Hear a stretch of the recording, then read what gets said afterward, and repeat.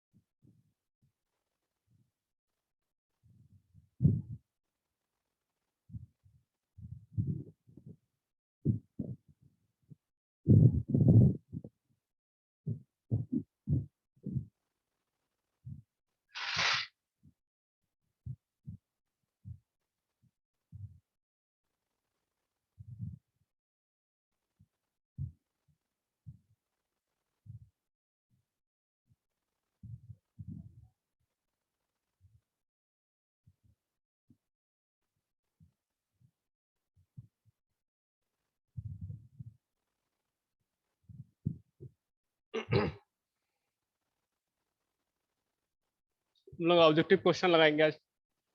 पहला क्वेश्चन है पहला क्वेश्चन है, ए बार of diameter 30 mm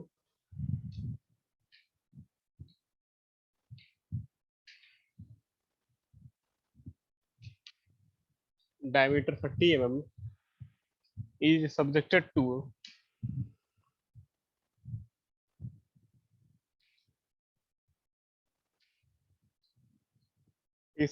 to a tensile load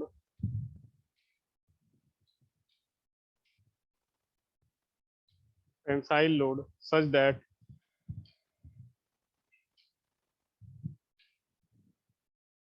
the measured extension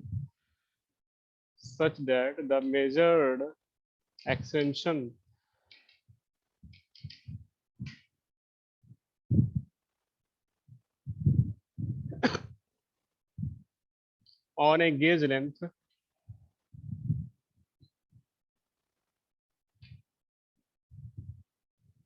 of 200 mm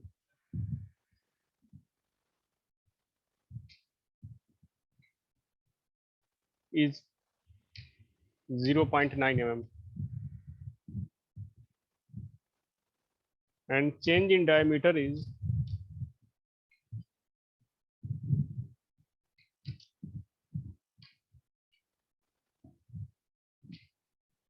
0.0045 0.0045 mm. Calculate the Poisson ratio. Calculate the Poisson ratio.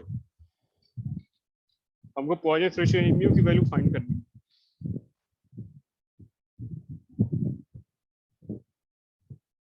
mu की value find करनी है। तो देखो इस क्वेश्चन में क्या करेंगे, 30 mm डाया दिया है। सोल्यूशन देखेंगे, 30 mm क्या दिया, डाया दिया, original dia. is subjected to a tensile load such that measured extension on a gauge length of 200 mm is 0.9 mm. यानी कि टेंसाइल लोड लगा रहे, कोई बार है जिसकी डाया 30 mm है, तो उसमें जो एलोंगेशन हो रहा है, एक्सटेंशन जो हो रहा है 0.9 mm का हो रहा है। यानी कि जो डीएल की वैल्यू गिवन है वो 0.9 दिया। और ओरिजिनल लेंथ कितनी थी, कैपिटल एल कितना दिया, कैपिटल एल गिवन है 30 mm, कैपिटल एल गिवन है 30 mm।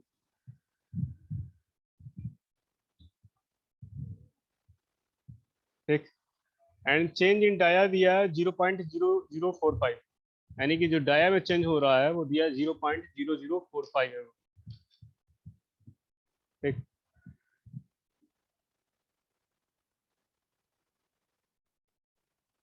नहीं ओरिजिनल डाया सॉरी लेंथ दिया 200 mm दिया, गेज लेंथ 200 mm दिया, गेज लेंथ जो गिवन है 200 है, और dia original dia 30 mm given है।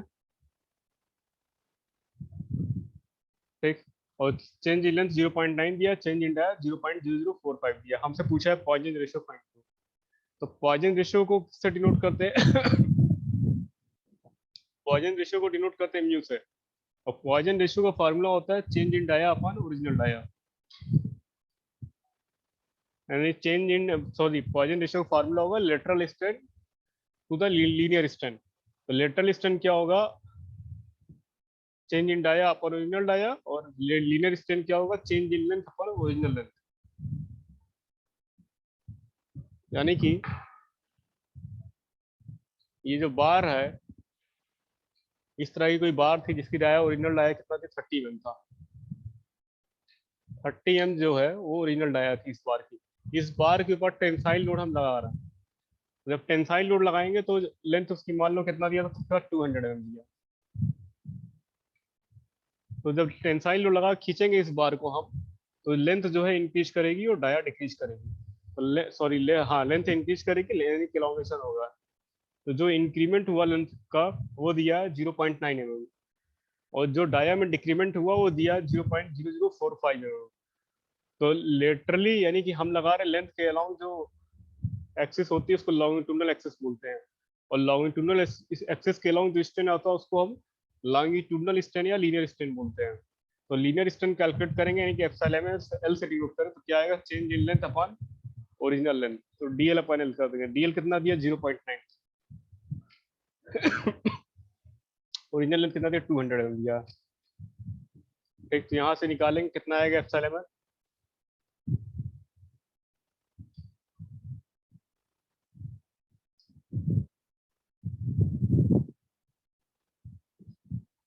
0.9 डिवाइड बाई 200 कितना है? 0.0045। ठीक, और स्ट्रेन है तो स्ट्रेन की कोई यूनिट नहीं होगी, यूनिटलेस होगा। अब इसी तरह अगर हम लेटरल स्ट्रेन निकालें, लेटरल स्ट्रेन को अगर एसएलएमडी से डिनोट करें तो क्या होता है? Change in dia upon original dia. Change in dia कितना दिया? डाया में चेंज दिया 0.0045, और ओरिजिनल डाया कितना दिया? 30। तो एसएलएमडी निकालेंगे तो कितना आएगा? 0.0045 डिवाइड बाई 30, 0.00015। ठीक, तो हमको एप्सिलॉन निकल गया, यानी कि लेटरल स्ट्रेंथ पता चल गया और लीनियर स्ट्रेंथ पता चल गया। अब दोनों का रेशियो निकाल लेंगे तो हमको पॉइजन रेशियो पता चल जाएगा, क्योंकि पॉइजन रेशियो जो होता है लेटरल स्ट्रेन और लीनियर स्ट्रेन का रेशियो होता है।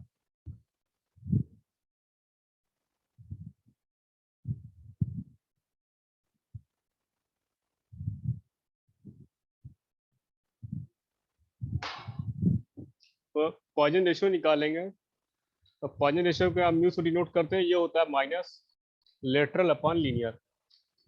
निगेटिव इसलिए लगाएं क्योंकि जो लेटरल स्ट्रेन है वो निगेटिव आएगा, क्योंकि डाया में डिक्रीमेंट हो रहा है, डाया डिक्रीज कर रहा है, तो इसलिए लेटरल स्ट्रेन आएगा निगेटिव आएगा, और लीनियर पॉजिटिव आएगा क्योंकि टेंसाइल लोड लगा खींच रहा है। तो यानी कि every longitudinal strain is associated with lateral strain, and जो होगा दोनों जो स्ट्रेन होंगे एक दूसरे के अपोजिट होंगे, एक अपोजिट नेचर के होंगे। यानी कि अगर लॉन्गिट्यूडनल पॉजिटिव होगा तो ये निगेटिव होगा लेटरल, अगर लीनियर पॉजिटिव है तो ये निगेटिव होगा, अगर लीनियर निगेटिव है तो लेटरल तुम्हारा पॉजिटिव आएगा। ठीक, तो उसको म्यू को पॉजिटिव लाने के लिए हमको निगेटिव साइन लगाना पड़ेगा यहाँ पे, और इसका मॉड लेते हैं हम लोग। तो म्यू को निकालेंगे, म्यू कैलकुलेट करें कितना आएगा? Lateral upon linear. तो लेटरल कितना है? 0.00015, और लीनियर कितना दिया? 0.0045। तो यहाँ से अगर म्यू कैलकुलेट करेंगे हम तो कितना आएगा?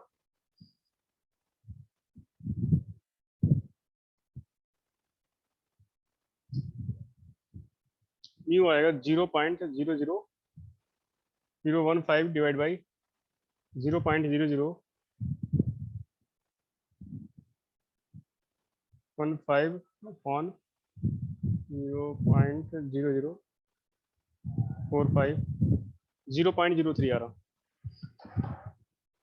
0.03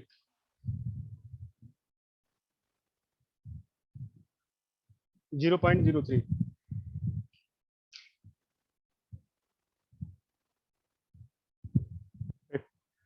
0.033 mm आ रहा। और ये यूनिटलेस होगा क्योंकि लेटरल और दोनों स्टैंड का रेशियो है।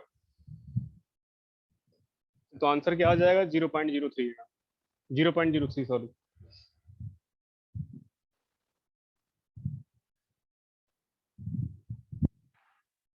अब देखो, जब म्यू का रेंज जो होता है वो 0 से 0.5 के बीच लाई करता है, यानी कि मैक्सिमम वैल्यू जो होगी म्यू की 0.5 होगी, म्यू कितनी होगी? 0 होगी।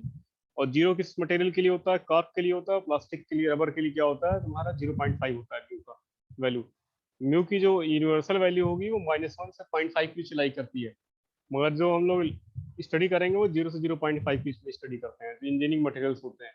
क्योंकि इंजीनियरिंग मटेरियल्स के लिए जो म्यू का रेंज होता है वो 0.25 से 0.42 होता है, यानी कि 1/4 से लेके 1/3 तक होता है। 1/4 से लेके 1/3 तक होता है। जितने भी इंजीनियरिंग मटेरियल्स होते हैं उनकी पॉजिटिव रेशियो 0.25 से 0.42 के बीच में लाई करती है, यानी कि 1/4 से लेके 1/3 तक, 1/4 से 1/3 तक लाई करेगी।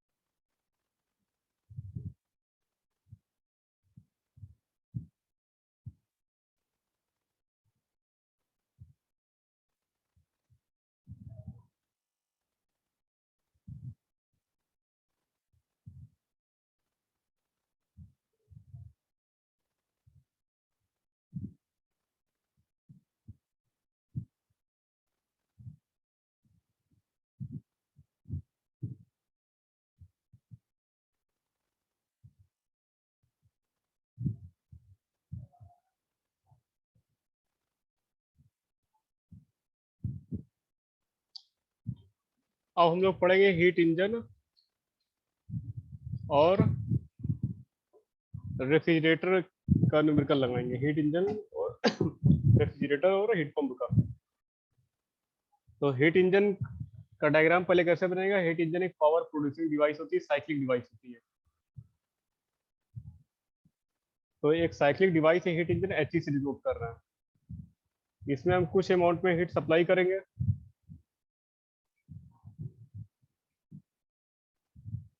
कहाँ से सप्लाई करेंगे? थर्मल एनर्जी रिजर्वायर होगा।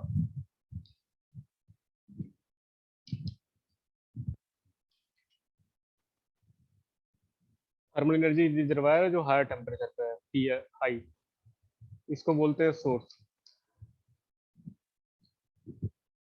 और फिर क्या करेगा? ये हीट इंजन है तो पावर प्रोड्यूसिंग डिवाइस है, तो कुछ वर्क प्रोड्यूस करेगा। तो डब्ल्यू नेट जो है वो कुछ वर्क डन हमको मिल रहा है इस इंजन से। और फिर कुछ अमाउंट में जो हीट हो रिजेक्ट होगी सराउंडिंग में। और जो हीट है वो कौन ऑब्जर्व करेगा? सिंक करेगा। इसको बोलते हैं सिंक, या लोअर टेम्परेचर पे होगा। तो इंजन, हीट इंजन क्या होता है? हीट इंजन एक पावर प्रोड्यूसिंग डिवाइस होती है जिसमें हम हीट को सप्लाई करते हैं, जो लो ग्रेड एनर्जी होती है, तो हमको वर्क डन मिलता है डब्ल्यू नेट का, जो हाई ग्रेड एनर्जी होती है। यानी कि heat engine low grade energy को हाई ग्रेड एनर्जी में कन्वर्ट करने के लिए यूज किया जाता है। और एक साइक्लिक डिवाइस होती है which convert part of heat into work and reject remaining heat into surrounding. और ये जो टीएल लिखे हैं, सोर्स और सिंक। सोर्स और सिंक क्या है? थर्मल एनर्जी रिजर्वायर होते हैं। थर्मल एनर्जी रिजर्वायर जो होते हैं large body of infinite heat capacity which is capable of absorbing and rejecting unlimited quantity of heat without any appreciable temperature difference. यानी कि ये थर्मल एनर्जी रिजर्वायर होते हैं, इनका टेम्परेचर कभी चेंज नहीं होता है। यानी कि अगर ये सोर्स का टेम्परेचर TH है तो TH ही मेंटेन रहेगा, और सिंक का टेम्परेचर TL है तो TL ही मेंटेन रहेगा, चाहे जितनी चाहे हीट को एब्जॉर्ब कर ले सिंक है, या जितनी चाहे सोर्स से हीट को हम सप्लाई कर दें हीट इंजन को। इसका जो टेम्परेचर है सोर्स और सिंक का वो अनचेंज रहेगा, चेंज नहीं होगा। तो सोर्स क्या होता है, सोर्स से हम हीट को सप्लाई करते हैं हीट इंजन में, और सिंक क्या होता है, सिंक जो है हीट को रिजेक्टेड हीट को एब्जॉर्ब करती है। तो सिंक को हम एटमॉस्फेयर मान सकते हैं, या एटमॉस्फेयर में क्या होता है, हम जितने भी अमाउंट में हीट रिजेक्ट करते हैं तो एटमॉस्फेरिक टेम्परेचर जो होता है वो चेंज नहीं होता है, अनचेंज रहता है। तो सिंक को हम एटमॉस्फेयर के इक्विवेलेंट मान सकते हैं। तो इस तरह का डायग्राम बनेगा हीट इंजन में। हीट इंजन एक पावर प्रोड्यूसिंग डिवाइस है, इसको हमको नेटवर्क मिल रहा है, और कुछ अमाउंट में हीट सप्लाई कर रहा है और रिजेक्ट हो रहा है। और TH TL क्या है, ये तुम्हारा हायर सोर्स का टेम्परेचर है और सिंक का टेम्परेचर TL है। तो इसमें फार्मूला क्या बनता है, तो सबसे पहले हीट इंजन में देखो फार्मूला बनेगा। हीट इंजन है एक पावर प्रोड्यूसिंग डिवाइस है, इसलिए इसके लिए हम एफिशिएंसी डिफाइन करते हैं। तो हीट इंजन की अगर एफिशिएंसी निकालेंगे, थर्मल एफिशिएंसी, तो क्या होता है, सिंपल एफिशिएंसी का फार्मूला होता है आउटपुट अपन इनपुट, ये जानते हैं। तो अगर आउटपुट क्या है, यहाँ पे हमको नेटवर्क मिल रहा है W नेट का, तो W नेट आउटपुट हो गया। इनपुट क्या, सप्लाई क्या कर रहे हैं, हम सप्लाई कर रहे हैं हीट को, यानी QS जो है सप्लाई कर रहा है हीट, तो W net upon heat supply हो जाएगा। ये फार्मूला बन जाएगा एफिशिएंसी का, सिंपल एक फार्मूला ये बन गया। अब देखो कंजर्वेशन ऑफ एनर्जी की बात करें, या फर्स्ट लॉ ऑफ थर्मोडायनेमिक्स लगाएं, तो कहता है कि जितनी एनर्जी आ रही उतनी एनर्जी जाएगी, यानी कि इनकमिंग एनर्जी आउटगोइंग एनर्जी के बराबर होगी। तो कंजर्वेशन ऑफ एनर्जी लगाएंगे तो क्या बनेगा, QS equal to W net plus QR। ये कहाँ से आएगा, कंजर्वेशन ऑफ एनर्जी से। तुम्हारे क्या सप्लाई QS कर रहे हैं, मिल क्या रहा है, W नेट मिल रहा है और QR रिजेक्ट हो रहा है, तो QS equal to W net plus QR आएगा। तो अगर W नेट यानी कि नेट वर्क डन निकालें हम यहाँ से, तो कितना आएगा, heat supply minus heat rejected. ये फार्मूला बन गया। अब देखो नेटवर्क की जगह पे हम क्या लिख सकते हैं, यहाँ पे Q supplied minus heat rejected, यानी कि heat supplied minus heat rejected. तो heat supply minus heat rejected करेंगे तो एफिशिएंसी क्या आएगी, QS minus QR upon QR। ठीक, तो इसको लिख सकते हैं 1 माइनस QR अपॉन QS। एक फार्मूला बन गया हीट इंजन का। ये जो हीट सप्लाई, अगर हीट सप्लाई और हीट रिजेक्टेड दिया, रिजेक्शन दिया, कितनी सप्लाई कर रहे हैं कितना रिजेक्ट कर रहे हैं वो गिवन है, तो डायरेक्ट हम एफिशिएंसी निकाल सकते हैं 1 माइनस QR अपॉन QS से, 1 माइनस QR अपॉन QS से। और अगर नेटवर्क दिया है क्वेश्चन में तो हम क्या निकालेंगे, network output upon heat supply कर देंगे। और ये नेटवर्क का फार्मूला क्या होता है, heat supply minus heat rejected. ठीक, और एक फार्मूला और होता है टेम्परेचर के टर्म में।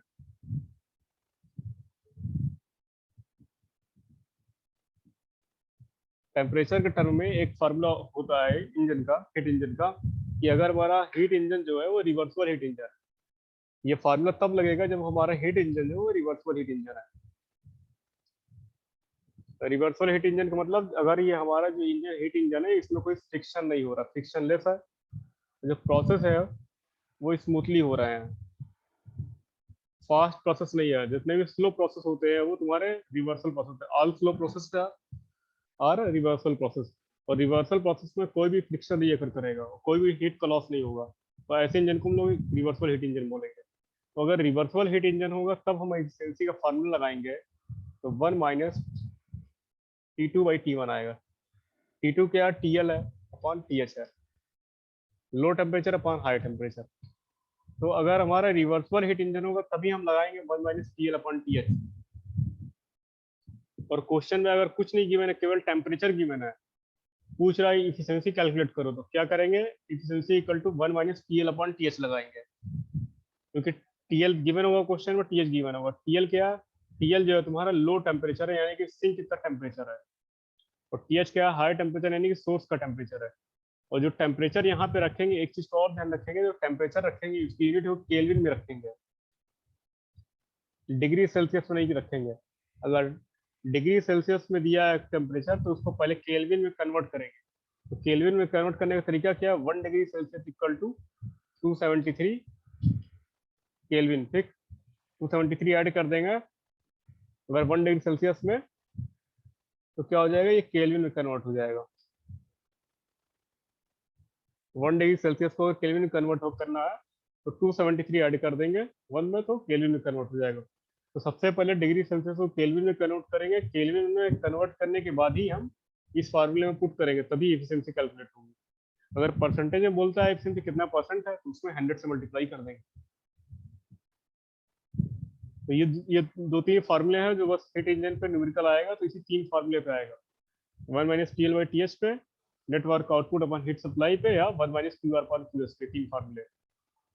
तो रिवर्सिबल हीट इंजन होगा तभी ये क्वेश्चन ये लगाएंगे हम, TL/TH, या तो फिर केवल सोर्स और सिंक का टेम्परेचर गिवन होगा तब लगाएंगे। जब रिवर्सिबल हीट इंजन होगा तो हमारे इंजन की जो एफिशिएंसी होगी वो मैक्सिमम होगी, क्योंकि रिवर्सिबल हीट इंजन की एफिशिएंसी मैक्सिमम होती है। मैक्सिमम क्यों होती है, क्योंकि रिवर्सिबल हीट इंजन में कोई भी फ्रिक्शन नहीं करता है, फ्रिक्शनलेस प्रोसेस होता है, प्रोसेस स्लो होता है, कोई हीट का लॉस नहीं होता है, कोई इरिवर्सिबिलिटी नहीं होती सिस्टम के अंदर। इसलिए जो रिवर्सिबल हीट इंजन है उसकी एफिशिएंसी मैक्सिमम होती है, क्योंकि अगर फ्रिक्शन नहीं अगर कर रहा है, लॉस नहीं हो रहा है, तो कोई भी इंजन है वो मैक्सिमम एफिशिएंसी देगा। तो इसलिए रिवर्सिबल हीट इंजन की एफिशिएंसी मैक्सिमम होती है। तो अगर मैक्सिमम एफिशिएंसी कैलकुलेट करना हो हमको तो क्या करेंगे, 1 माइनस TL/TH कर देंगे। ठीक,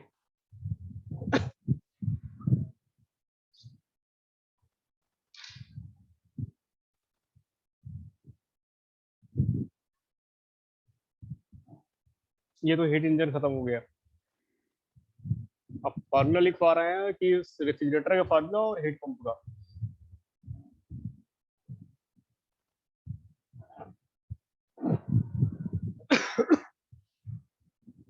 रेफ्रिजरेटर और हीट पंप का देखो, पहले रेफ्रिजरेटर के लिखवा रहा है।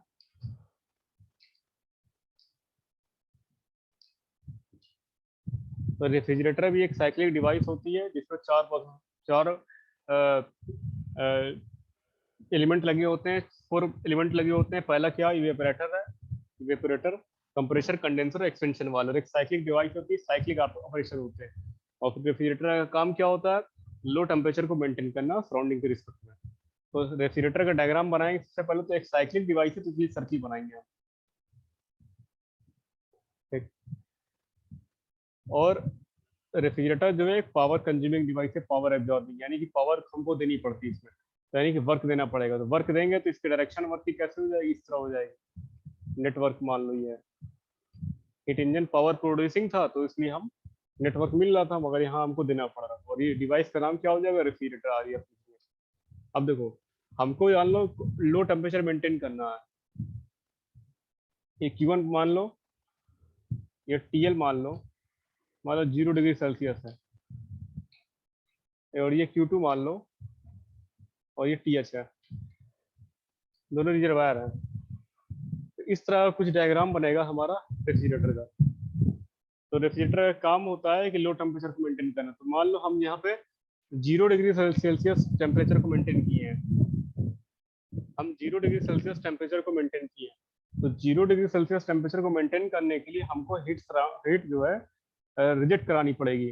ये स्टोरेज टेम्परेचर है, स्टोरेज स्पेस है यहाँ पे। तो इस स्टोरेज स्पेस का टेम्परेचर 0 डिग्री सेल्सियस मेंटेन करने के लिए हमको सराउंडिंग इससे हीट लेके फेंकनी पड़ेगी बाहर की तरफ, रेफ्रिजरेटर को देनी पड़ेगी।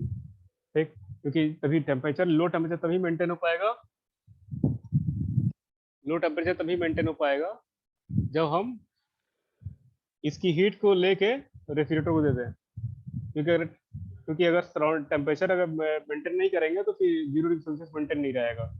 तो हम इसकी हीट को लिए और रेफ्रिजरेटर को दे दिए, तो 0 डिग्री सेल्सियस जो टेम्परेचर है हमारे स्टोरेज टेम्परेचर है वो मेंटेन है।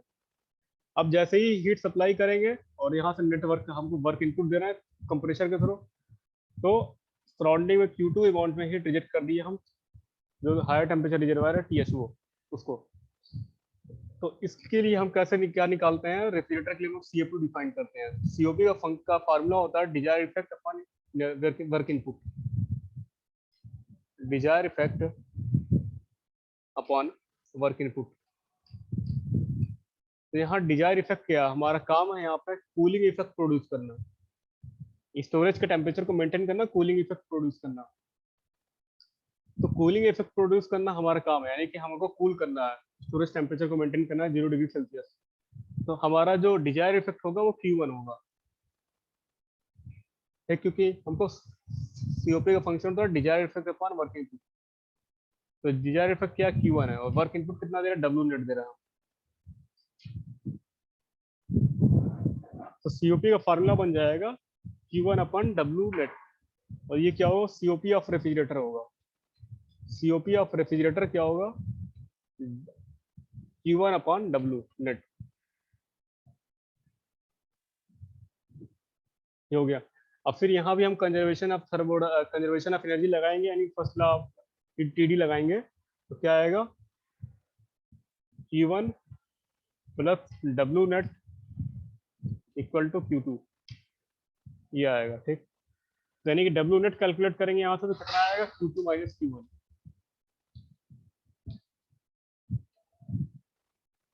W नेट आएगा Q2 माइनस Q1। तो W net Q2 minus Q1 यहाँ पुट करेंगे तो COP कितनी लिख सकते हैं, आएगी COP आएगा Q1 upon Q2 minus Q1, ये नया फार्मूला बन गया। यानी कि अगर हीट सप्लाई और हीट रिजेक्टेड गिवन है हमको और COP कैलकुलेट करना है, तो क्या करेंगे, direct Q1 upon Q2 minus Q1 कर देंगे। और अगर नेटवर्क पता है हमको और Q1 पता है, तो डायरेक्ट पुट करेंगे Q1 अपॉन W नेट से, तो COP कैलकुलेट हो जाएगी। ये 2-3 फार्मूले हो गए। ठीक, अब हम लिखेंगे रिवर्सिबल रेफ्रिजरेटर के लिए COP का फार्मूला, यानी कि अगर हमारा जो रेफ्रिजरेटर है वो रिवर्सिबल होगा। रिवर्सल का मतलब ये हुआ कि उसमें कोई भी फ्रिक्शन नहीं हो रहा, ना हीट लॉसेज हो रहा है, और प्रोसेस क्या हो रहा है, स्लो हो रहा है, स्मूथली हो रहा है, रन हो रही है हमारा रेफ्रिजरेटर। तो ऐसे रेफ्रिजरेटर को रिवर्सिबल रेफ्रिजरेटर बोलते हैं। और रिवर्सिबल रेफ्रिजरेटर की जो एफिशिएंसी होगी मैक्सिमम होगी, यानी कि हम COP की बात कर रहे हैं यहाँ पे, तो COP क्या होगी, मैक्सिमम होगी। और इसका फार्मूला क्या होता है, TL upon TH minus TL।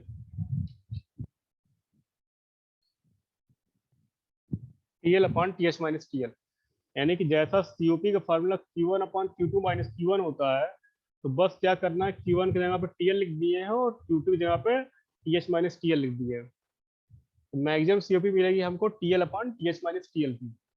तो यानी कि अगर टेम्परेचर गिवन होगा, लो टेम्परेचर और हाई टेम्परेचर, और पूछ रहा है कि COP कैलकुलेट करो, तो हमको COP मैक्सिमम मिलेगी रिवर्सिबल रेफ्रिजरेटर चाहिए, तो क्या करेंगे, TL upon TH minus TL कर देंगे। और जो टेम्परेचर यहाँ पुट करेंगे TL TH TL, वो तुम्हारा टेम्परेचर जो केल्विन में होगा, डिग्री सेल्सियस में नहीं पुट करेंगे। हमेशा जो टेम्परेचर होगा यहाँ पुट करेंगे हम लोग, केल्विन में पुट करेंगे, यानी कि अगर डिग्री सेल्सियस में दिया तो उसको केल्विन में कन्वर्ट करेंगे। यानी कि मान के चलो अगर 0 डिग्री सेल्सियस दिया तो उसको क्या करेंगे, हम 273 ऐड करेंगे, तो वो केल्विन में कन्वर्ट हो जाएगा। कितना वैल्यू पुट करेंगे, 273। ठीक, और दूसरा फार्मूला क्या, COP Q1 upon Q2 minus Q1। Third formula क्या, Q1 अपॉन W में। तो ये फार्मूला याद रखना है, COP अगर पूछता है रेफ्रिजरेटर की तो कैलकुलेट करने के लिए। अब हम लोग देख रहे हैं COP ऑफ हीट पंप।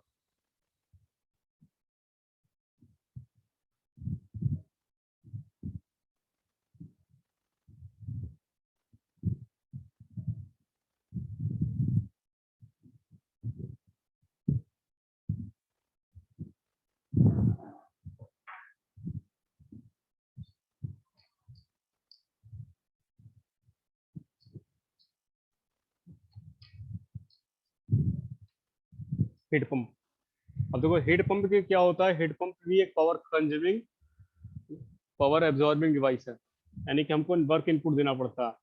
और हीट पंप का फंक्शन होता है हाई टेम्परेचर को मेंटेन करना, सराउंडिंग के रिस्पेक्ट में रूम टेम्परेचर से ज्यादा टेम्परेचर मेंटेन करता है। ठीक, और ये दो हीट पंप है वो पावर कंज्यूमिंग डिवाइस है और साइक्लिक डिवाइस है। साइक्लिक डिवाइस है तो सर्किट बनाएंगे हम, और ये पावर कंज्यूमिंग है, इसलिए हमको वर्क देना पड़ेगा W नेट का। तो ये हीट पंप है तो इसलिए HP लिखे हैं।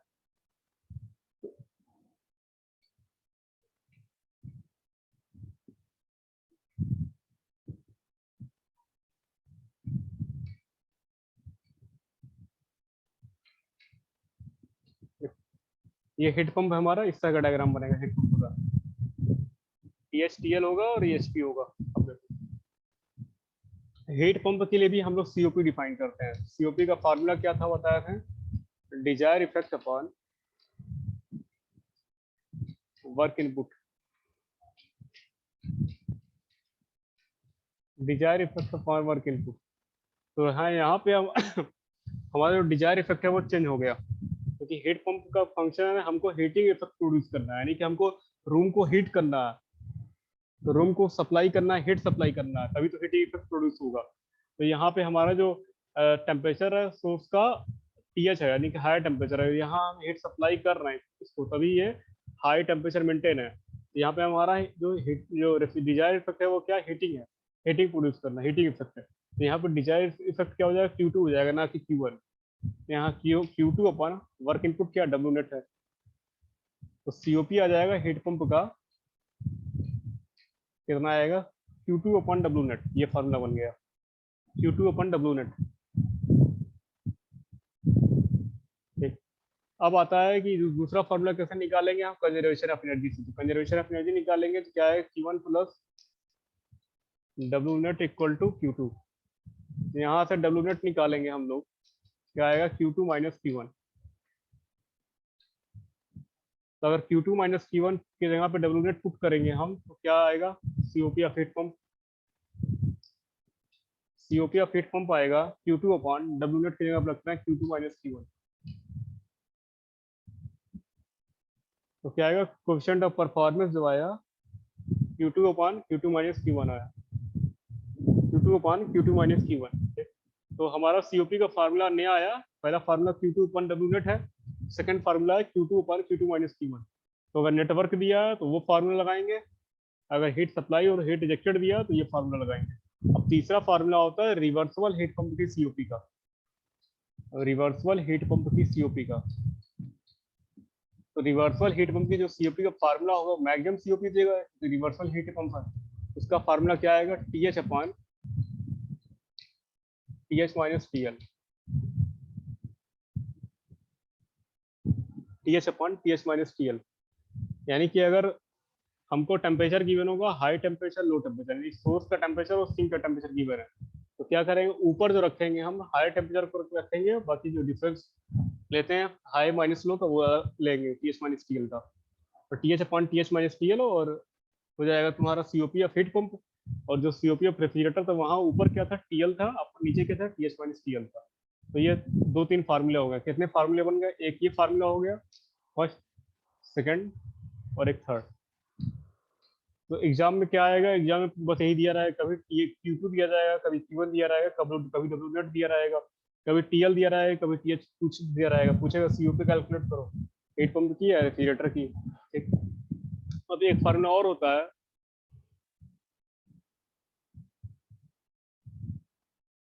एक फार्मूला ये होता है कि COP ऑफ हीट पंप और COP ऑफ रेफ्रिजरेटर में एक रिलेशनशिप होता है, यानी कि COP ऑफ हीट पंप जो होता है 1 प्लस COP ऑफ रेफ्रिजरेटर, इसका डेरिवेशन भी होता है, तो डेरिवेशन भी इंपॉर्टेंट है नहीं, तो ये रिलेशनशिप जो याद रखना पड़ेगा हमको, यानी कि हीट पंप की जो COP होगी वो रेफ्रिजरेटर के COP से ज्यादा होगी, यानी कि COP of heat pump equal to 1 plus COP of refrigerator, 1 plus add, यानी कि अगर रेफ्रिजरेटर की COP गिवन है, हमसे पूछ रहा है हीट पंप की COP, तो क्या करेंगे, 1 ऐड कर देंगे हम इसमें। ठीक, तो CO याद करो करना, ये COP ऑफ हीट पंप जो होगा COP ऑफ रेफ्रिजरेटर से ज्यादा होता है, ये हीट पंप की जो COP होगी वो रेफ्रिजरेटर के COP से ज्यादा होगी। और अगर न्यूमेरिकल वैल्यू पूछेगा तो 1 ऐड कर देंगे इसमें रेफ्रिजरेटर की COP में। ये तो तीसरा फार्मूला और निकल के आता है, जो COP ऑफ हीट पंप होता है वो रेसिप्रोकल होता है 1 upon efficiency of heat engine. COP of heat pump जो है 1 upon efficiency of heat engine, eta HE, यानी कि अगर इफिशिएंसी हीट इंजन की गिवन है, पूछ रहा COP निकालो हीट पंप की, तो क्या करेंगे हम, अगर टेम्परेचर गिवन है तो COP ऑफ हीट पंप जो करेंगे वो रेसिप्रोकल कर देंगे इफिशिएंसी का, तो हीट पंप की COP निकल जाएगी। और ये फार्मूला तभी हम लगाएंगे जब हमारा हीट इंजन जो होगा रिवर्सिबल हीट इंजन होगा, ये फार्मूला तभी लगाएंगे जो हमारा जो हीट इंजन होगा और हीट पंप होगा, दोनों reversible heat engine and heat pump होंगे। COP of heat pump equal to 1 upon efficiency of heat engine. ये फॉर्मूला हम तभी लगाएंगे जब हमारा दोनों हीट इंजन और हीट पंप रिवर्सिबल होंगे। तो अगर क्वेश्चन में पूछता देता है कि एफिशिएंसी हीट इंजन की 0.6 है और सीओपी निकालो हीट पंप की, तो क्या करेंगे, 1/0.6 कर देंगे, यानी कितना आएगा, 10/6, 5/3, 5/3 आएगा, सीओपी निकल जाएगा। ठीक, इस तरह।